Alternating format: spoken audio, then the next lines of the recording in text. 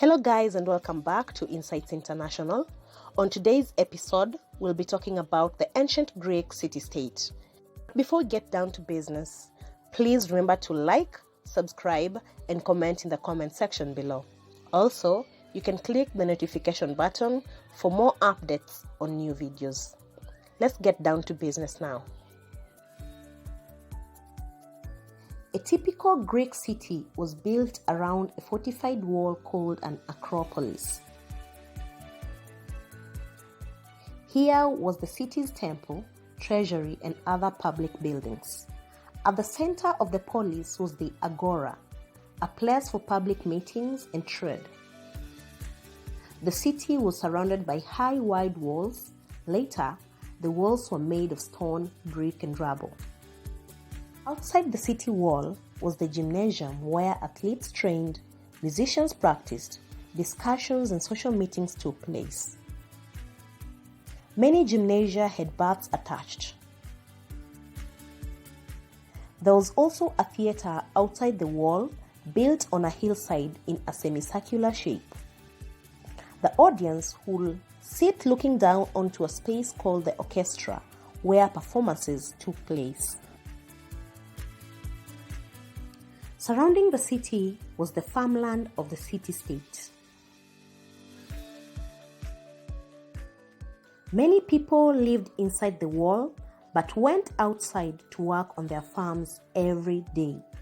Nevertheless, others lived in villages outside the walls and walked into the city on special occasions. They also kept sheep and goats. Many city-states were situated on a coast or on an island. The city itself would often be located some distance inland, centered on a hill where the acropolis was built. On the seashore would be a harbor for loading and unloading ships. Greeks were primarily an agricultural people. They cultivated grains, vines, and olives, and also kept sheep, goats, and cattle. Farms were very small. Aristocrats and landowners owned larger farms worked on by slaves.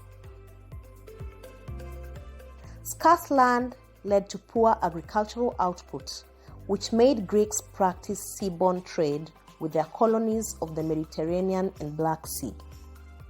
The adoption of the metal coinage made this trade even more prosperous.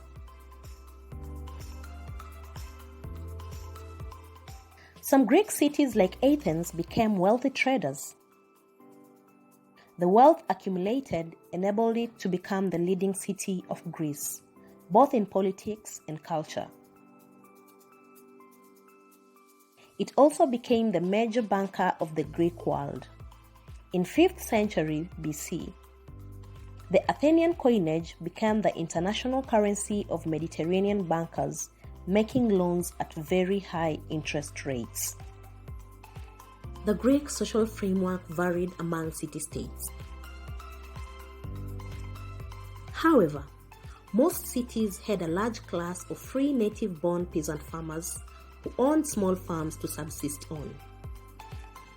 Adult males formed the citizen body of the state and were entitled to vote in the elections, participate in trials in law courts, hold public office, and fight in the city's army.